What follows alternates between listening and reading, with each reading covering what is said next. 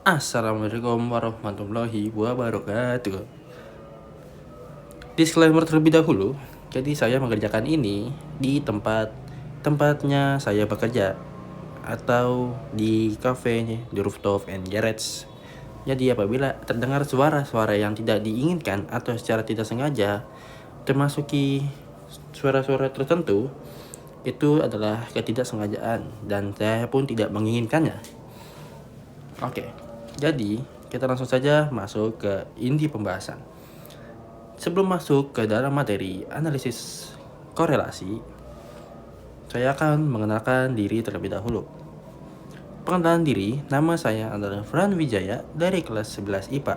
Materi yang akan saya sampaikan adalah analisis korelasi dengan rumus korelasi Pearson, atau yang akan kita cari adalah R-nya.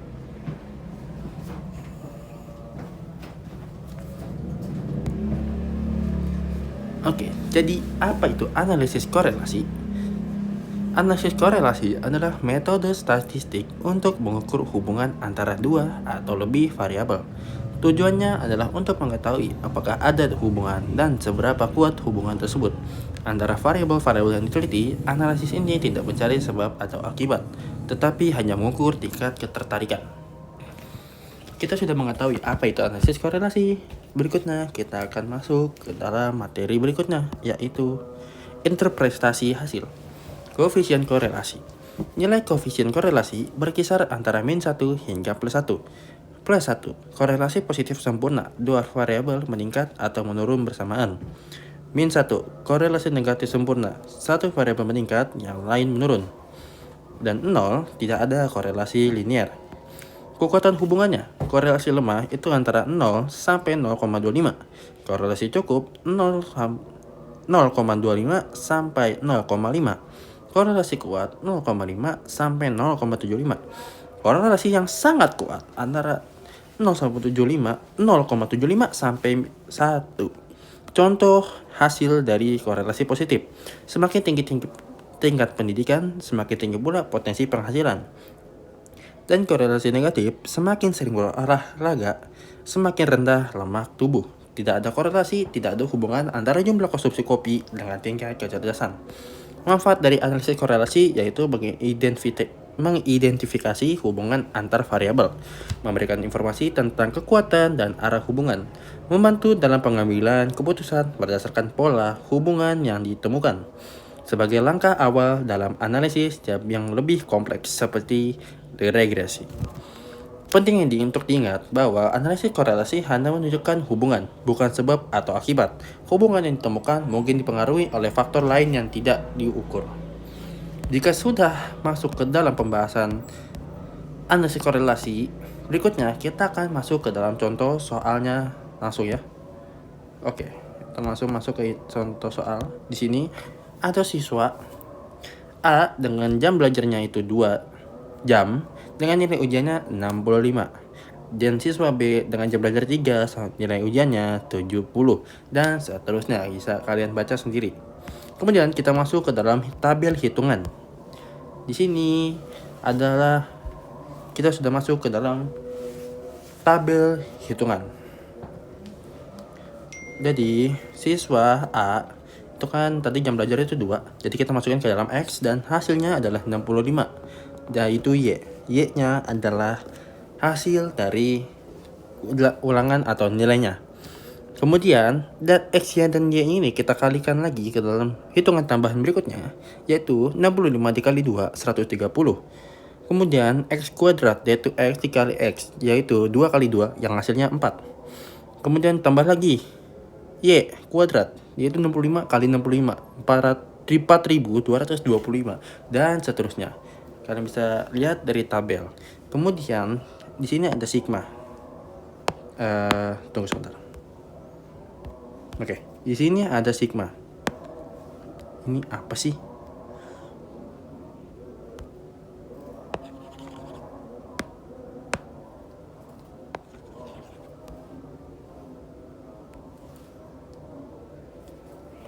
Oke, di sini ada sigma.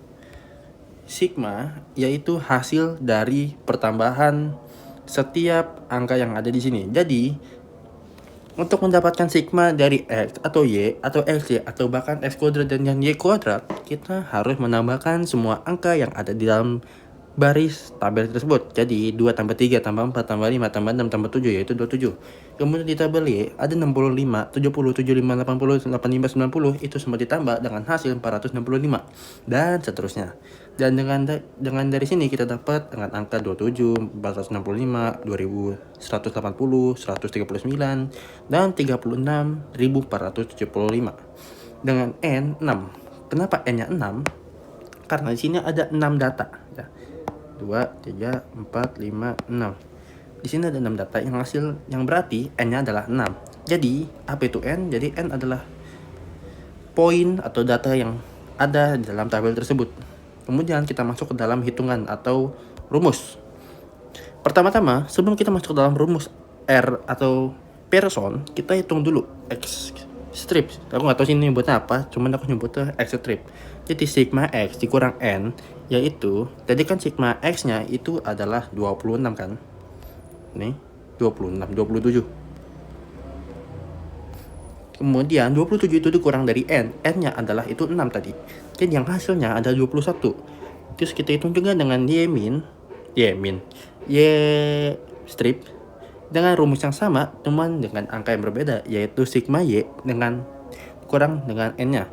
Jadi 465 dikurang N dengan hasil 459. Kemudian kita masuk ke dalam rumus, yaitu R. Rumus R adalah seperti ini. Oh, sorry, tunggu. Nah, jadi rumus R adalah ini. Ya, bisa dilihat lah. Intinya ini rumus R. Kemudian, apabila kita sudah dapat rumusnya, kita masukkan angka tersebut. Angka yang barusan yang kita dapat sesuai dengan yang ada di rumus. Dan kita masukkan angka itu ke dalam rumus tersebut yang hasilnya akan seperti ini. Dari angka ini, kita akan mendapatkan lagi dan kita hitung dan mendapatkan hasil yang seperti ini. Ya.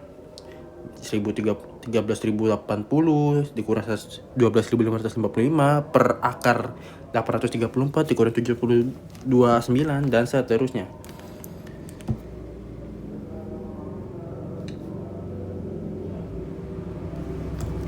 Kemudian kita hitung lagi dari rumus ini menjadi ini 525. Kenapa 525? Karena 13.080 dikurang 12.555 akan menghasilkan menjadi 525. Kalian nggak percaya? Nggak usah ditunjukin. Per akar 105 dikali 2625. Terus diapain lagi? Pertama-tama kita kali dulu. Jangan diakar dulu. Jadi dikali dulu, dihitung dulu, hasilnya akan mendapatkan 275.625.000. Kemudian baru kita akar. Akar dari 2.755.625 akan mendapatkan 525, yaitu berbanding sama, yaitu 525 per 525. 525 per 525 akan mendapatkan hasil 1 ya, atau 1,00. Oke, sudah paham? Mungkin nggak paham dengan bahasa saya, tapi kalian cukup pahami dari rumus ini aja. Kemudian, saya sudah mendapatkan data baru dari anak-anak di kelas saya, yaitu menggunakan data dari hasil ulangan mereka, yaitu ulangan matematika mereka, MTK wajib, dan menanyakan waktu belajar mereka bagaimana dan berapa jam untuk mendapatkan nilai hasil dari tersebut. Di sini ada Agil dengan hasilnya 98. Kemudian waktu belajarnya itu 6 jam. Kemudian kita konversikan menjadi 360 menit. Ya, 6 jam. Dalam 1 menit itu dalam 1 jam itu ada 60 menit. Jadi 60 dikali 6 hasilnya 360. Dan seperti inilah tabelnya untuk anak-anak di kelas. Kemudian kita masuk ke dalam tabel hitungan. Caranya pun sama. X-nya itu kita dapat dari nilai mereka dan Y-nya adalah waktu belajarnya. Dan ini kebalik ini. Harusnya XY dulu baru X kuadrat. Nah, ini Y-nya di sini. Nah, ini saya kebalik. Cuman ya udah lah ya, nggak berpengaruh juga karena belum bisa kita hitung. Dengan sigma, hasil sigmanya itu ya itu ini 664, 576 dan seterusnya. Bisa kalian lihat sendiri lah intinya.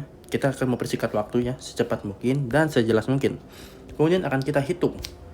Kita akan hitung nih. Nah, di sini kita udah masukin angka dari X stripnya itu ini 654 dan ini Z stripnya 506. Kemudian kita tulis lagi rumus yang tadi, rumus regresi dari R Pearson itu. Kemudian kita masukin dalam angka. Dapat kucing. Kemudian kita masukin angkanya ke dalam rumus. Lalu akan kita hitung terlebih dahulu. Jadi 10 dikali 664 dikurang 654. Pertama-tama kita akan hitung dulu yang dalam kurung. Kenapa? Karena yang dalam kurung itu lebih utama, walaupun dia itu di depannya adalah perkalian. Jadi 664 dikurang 654 adalah hasilnya 10. Jadi kita tulis dulu ya. Oh, belum nyalain, tunggu. Nah, astagfirullahaladzim.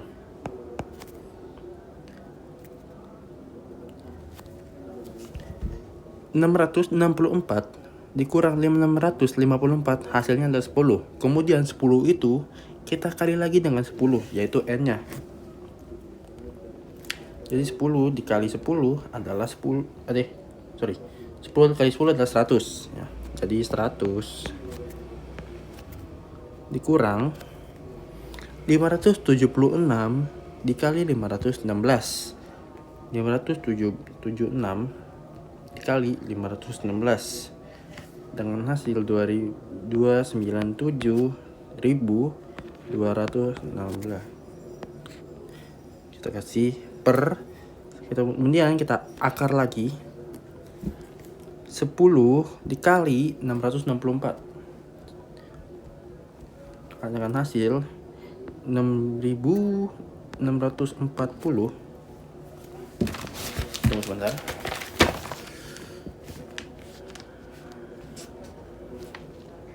Kita buka kurung dulu, kelupaan kurungnya.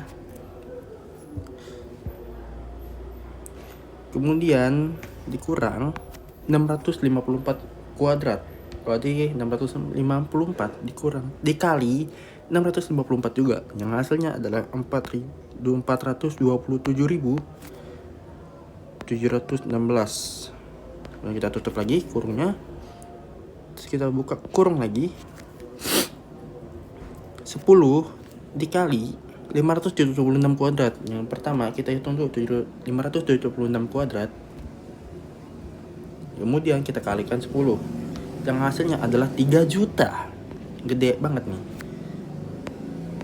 3.317.760. Kemudian kita hitung kembali hasilnya, yaitu kita hitung dulu atasnya nih. 100 dikurang 297.216 dengan hasil minus 297.116 per akar kuadrat lagi. Kita hitung dulu dalam kurungnya.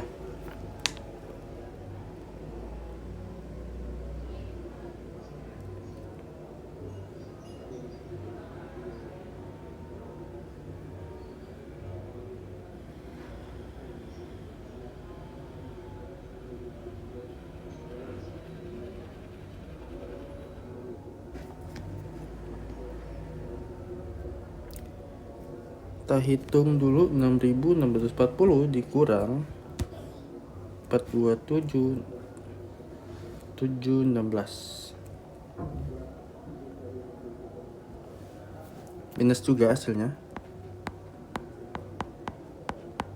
Loh. 076 dikali 317.760. Oke, sudah ya. Jika sudah, kita persegi dulu biar lebih mudah nulisnya.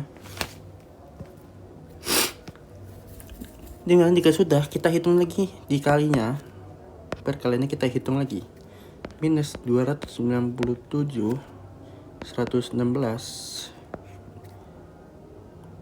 di akar, hitung dulu minnya. Oke, cara ngitung minnya gimana?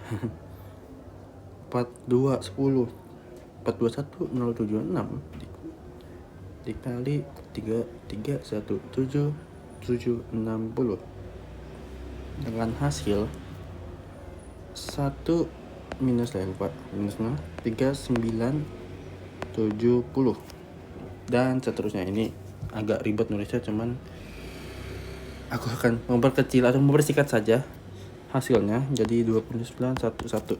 Hasilnya segini. Kemudian kita hitung lagi hasilnya. Akar dari 13970 astagfirullahaladzim salah nulis. 13970 2911. Hasilnya adalah 297116 per minus 11819. Hasilnya adalah segini. Kemudian kita baru hitung lagi 297116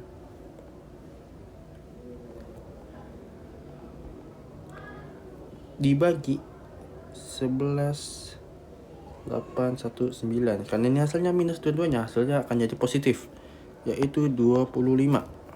Yang hasilnya adalah korelasi positif.